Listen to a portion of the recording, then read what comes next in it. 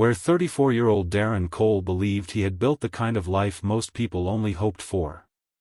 He worked long hours as an Uber driver, piecing together a modest income that allowed him and his wife, Melanie Carter, to live comfortably in a small rented home. They had met online 3 years earlier, after a series of late-night conversations about movies, food, and future dreams. Darren, once known for his restless, solitary lifestyle, had softened around her. Melanie was elegant, soft-spoken, and seemed to carry an air of mystery that fascinated him. Their wedding had been small, intimate, and perfect in his eyes. For 2 years, their marriage appeared calm from the outside, even happy. Neighbors saw them walking their dog every evening, sharing takeout on the porch, and laughing over small things. But beneath the still surface, something had begun to change. Darren had noticed small inconsistencies. Melanie avoided intimacy, postponed doctor visits, and became defensive whenever the topic of starting a family came up. She often spoke of female issues that needed medical attention but never let him accompany her to appointments. Still, he trusted her, convincing himself that every marriage had its private spaces. Everything unraveled one bright September morning when Melanie asked Darren for a ride to her gynecologist appointment. Her car had been in the shop for a week, and Darren, taking a break between rides, agreed to drop her off. The clinic was across town, inside a dull beige building surrounded by a quiet parking lot. Darren planned to wait in the car while she went in, scrolling through his phone and sipping coffee. After 20 minutes, Melanie texted that the appointment might take longer than expected. Bored, Darren decided to stretch his legs and stepped into the clinic to use the restroom. At the reception desk, he mentioned his wife's name, expecting to be directed toward the waiting area. Instead, the receptionist looked puzzled and typed for a moment before quietly saying there was no appointment under the name Melanie Carter. Thinking it was a simple mistake, Darren insisted she check again. The woman hesitated, then scribbled something on a slip of paper and handed it to him discreetly. It read, "Ask for Michael Carter." For a moment, Darren couldn't move. His pulse quickened, his palms dampened, and the air in the small lobby seemed to thicken. He left without saying a word, waiting in his car, his thoughts tangled between disbelief and dread. When Melanie finally emerged nearly an hour later, she appeared pale, avoiding his gaze, clutching a folder of medical forms tightly to her chest. The drive home was silent. Darren's mind raced through every memory, every small moment that now seemed strange in hindsight, the way she always changed clothes in private, her reluctance to be touched, her quiet panic whenever health discussions came up. That night, while she slept, he searched her purse and found an ID card bearing the name Michael Carter and the word male. It was as if his world had split in half. The woman he loved was someone else entirely. And though the house remained still, a storm had begun to build inside Darren's heart, one that would soon destroy them both. The morning after discovering the hidden ID, Darren barely recognized himself in the mirror. His eyes were hollow, and his hands trembled as he tried to pour a cup of coffee. The smell made him sick. Every corner of the house felt different now, every photograph, every item of clothing, every trace of her seemed false. He sat at the kitchen table staring at the wedding picture that once made him proud. Now all he could see was a stranger in a white dress, smiling beside a man who had no idea what truth stood next to him. Melanie moved quietly that morning, careful, almost sensing that something had shifted.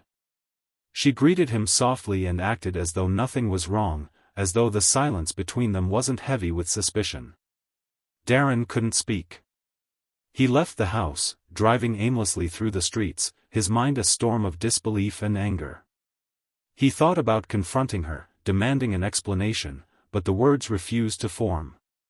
How could he even begin to ask why the person he married had lied about something so fundamental? He told himself there had to be a reason, a medical mistake, a legal error, anything but what the evidence suggested. That night, he went through the documents again, desperate for a different truth. Inside the folder he had found hidden beneath her clothes were medical forms showing years of hormone treatments, beginning long before they met. There were also surgical records, therapy notes, and a letter addressed to Michael, written by a doctor explaining post-operative care. His breath caught in his throat as the realization settled deeper. It wasn't a mistake. It was deliberate. The woman he married had been born male, transitioned, and chosen not to tell him. He felt betrayed, humiliated, and exposed. The life he had proudly shown to others now felt like a cruel performance. When Melanie returned home that evening, Darren pretended to be asleep. He listened to her footsteps, the soft rustle of her clothes, the creak of the floorboards as she moved around the house, unaware that her secret was gone.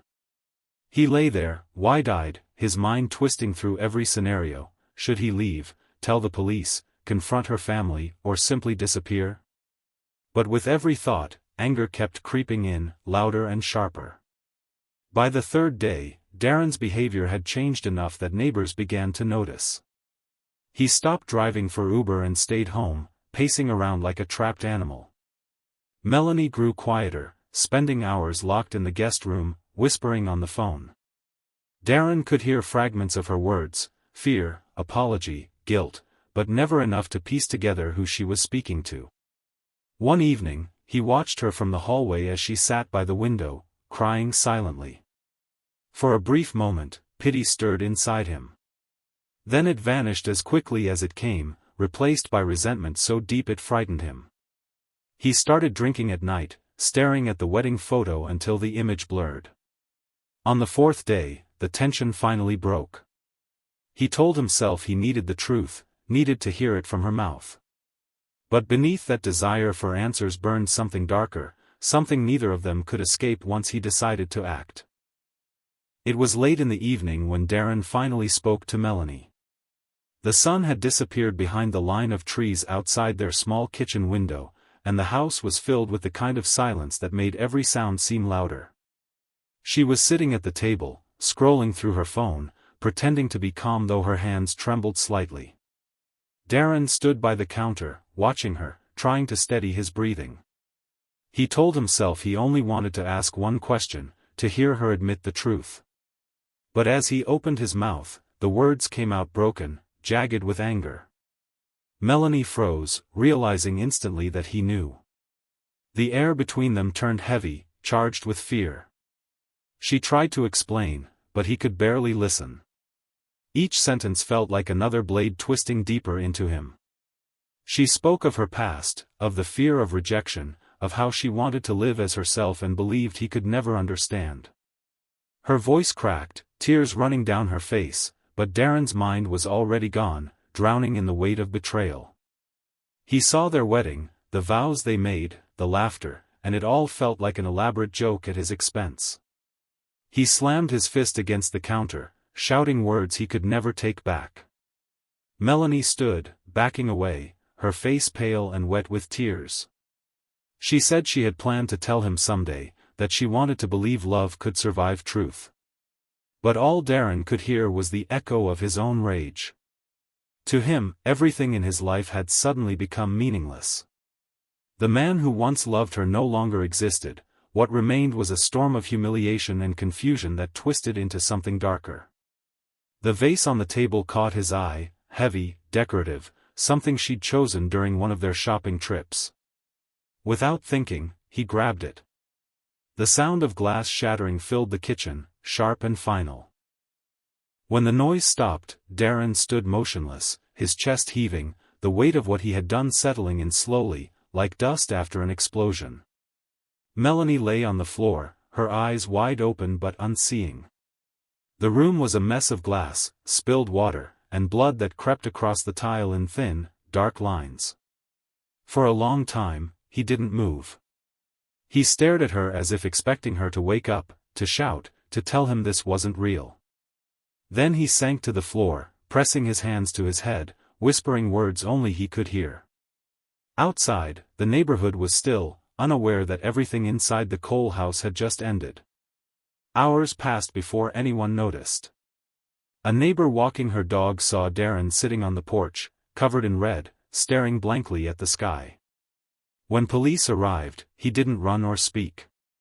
He only muttered one thing over and over, as if it were the only explanation left in his mind. "She lied to me." The police lights painted the street in flashes of red and blue as officers led Darren away from the porch. He didn't resist, didn't cry, didn't ask what would happen next. His hands hung loosely at his sides, still stained from what he had done. The neighbors watched from behind their curtains, whispering among themselves, unable to believe that the quiet man who once helped them carry groceries had just been arrested for murder. Inside the house, detectives moved carefully through the small rooms, documenting every trace of violence. The overturned vase, the streaks of blood on the wall, the shattered glass scattered across the kitchen floor, it all told a story of sudden rage, not a planned act. Melanie's body lay covered beneath a white sheet, the silence around her heavy and final. At the police station, Darren sat in a gray interrogation room under harsh fluorescent light. He stared at the table, refusing to meet the detectives' eyes. When they asked him what had happened, his voice was flat, emotionless. He told them she had lied, that he had found out the truth, that he had just wanted to talk. His story was disjointed, slipping between shock and denial. He didn't claim to be innocent, he didn't even try to justify what he'd done. The officers exchanged looks, sensing that this was not a case of premeditated murder but a moment of uncontrolled fury. Still, the law did not care about emotion, it only cared about the result.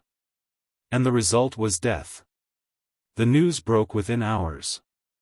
By morning, every local channel was broadcasting the story. "Uber driver kills wife after shocking discovery," the headlines read. Photos of Darren and Melanie filled the screens, smiling wedding pictures that now looked eerie in the context of the crime. Online discussions erupted, dividing people across the country.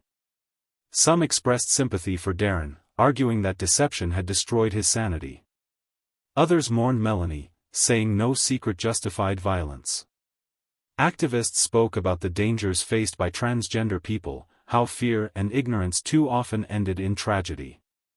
The small Omaha neighborhood became a place of reporters and camera crews, its quiet rhythm replaced by flashing lights and whispered interviews. Forensic teams confirmed the details quickly. Melanie Carter had indeed been born Michael Carter and had transitioned several years before meeting Darren. Medical records, therapy notes, and identification cards supported it all. There was no evidence that she had intended harm, only fear of rejection. Investigators pieced together the timeline of that final week, describing how Darren's discovery, isolation, and anger built toward the fatal moment. The prosecutor announced that Darren Cole would face charges of second-degree murder. In his cell, Darren spent his nights staring at the ceiling, unable to sleep. Sometimes he thought he heard her voice, soft and distant, repeating words from their vows. Other times he wished he could erase the moment he lifted the vase, freeze time before everything shattered. But time moved forward without mercy, dragging him toward judgment, leaving behind only silence and regret. The courtroom was packed on the first day of Darren Cole's trial. Journalists filled the benches, sketch artists captured his blank expression, and the quiet hum of whispered conversations echoed through the room. Darren sat beside his attorney, wearing a plain gray suit, his hair neatly combed but his face pale and hollow. Across from him sat Melanie's family, her mother, sister, and a few close friends. They avoided looking at him, clutching tissues, their grief still raw. The prosecutor spoke first, laying out the facts in cold, steady language. There was no dispute about what had happened. Darren had killed his wife during an argument inside their kitchen. The only question was why. The defense argued that Darren had been pushed beyond reason, that he had suffered a mental breakdown triggered by emotional shock and betrayal. The prosecution countered that deception did not justify violence.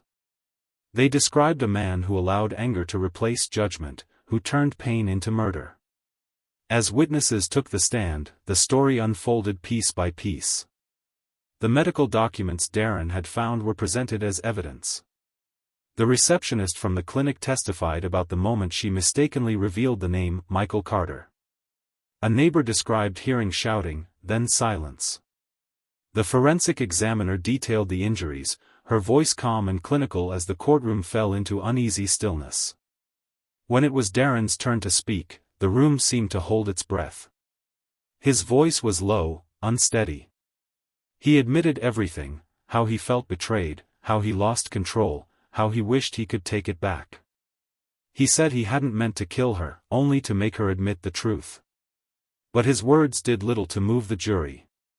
To them, the image of Melanie's lifeless body was louder than any apology. The verdict came after 2 days of deliberation: guilty of second-degree murder.